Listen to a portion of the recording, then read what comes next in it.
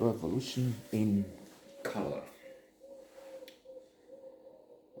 Ireland. A documentary that I appreciate very much. In fact, I've read more than three books that novels that have a story immersed in the troubles. Indeed, one winner of the Booker Prize is called Troubles. J.G. Farrell. Wonderful book, wonderful author. In fact, he, if I'm not mistaken, won another Booker Prize for the series of Krishna Kaur, trilogy. Another fabulous masterpiece. He got two magnum opuses about the clash, the bloody conflict between the Irish seeking their independence, their freedom, and the British colonizers. Then the most recent, in fact, read just a couple of weeks ago, was it finished? The story of Lucy Gold, William Trevor.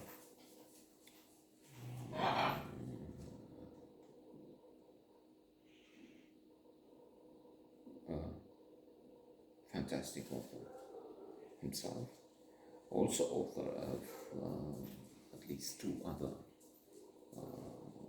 wondrous Boitanian books. The better known would be My House in Cumbria, but then also one that I loved was Reading Turgenev. And Lucy Gold, her tragedy is due to the same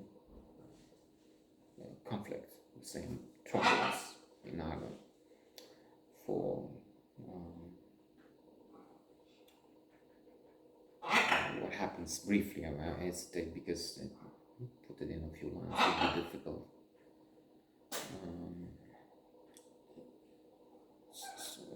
At the very beginning, some Irish men tried to set fire to the house in which she lives with her parents, Captain Gold, and he was his wife and Lucy's mother. And then the captain, trying to defend his family and property, shoots a rifle, not willing to hurt or kill, but to keep the assailants away. One is hurt, and the way things look, and considering what happens, people fleeing, houses burn, they decide to abandon the property and leave. Only Lucy doesn't feel like that she's too attached to the place.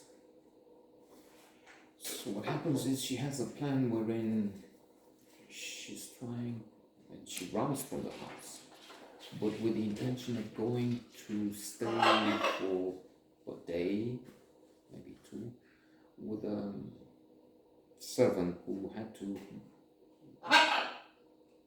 to go because with a family gun, there's no place for her to work. Oh, as she does that in the forest, she falls. She's twisting her ankle or worse. Anyway, she has an accident and she cannot continue her journey. While at the same time, as she's in the forest, her father finds some old things on the beach that belong to her, and he assumes she went into the sea. They're on the beach because a dog from the neighborhood kept coming with her and playing while she was in the water bathing. He would take this day the one sandal and another day clothes and hid them. And as it happens in that such coincidences, tragic in the systems, Father just happens to find them on that fatidic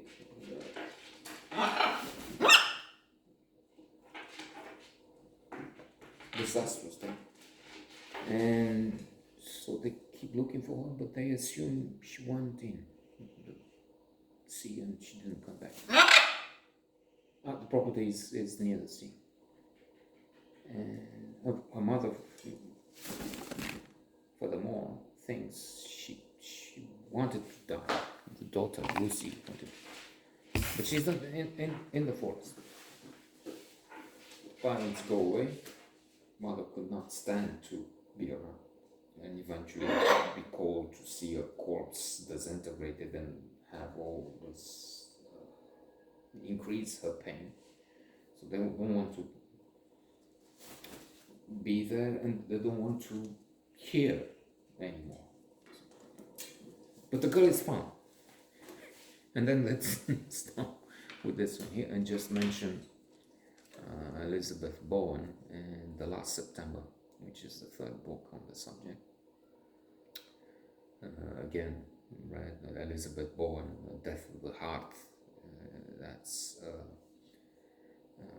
another spectacular book included on the Modern Libraries by the same Elizabeth Bowen. Modern Libraries best 100 novels of the last century, of the 20th century. And The Last September deals also with a story taking place during the Troubles. One of the characters in the book is killed. The house is burned. It's not just an attempt. In the case of the Gold family, it was an attempt. The house was not burned, but their lives were ruined, we could say. So, Revolutionary Cult, of course, the documentary is not about those books, and it deals with the fight for freedom, with what it took, with the many dead, because there were many dead, and how Ireland won its independence eventually. But I just mentioned these three books because, well, that's the lens I had when looking to this revolution in colour.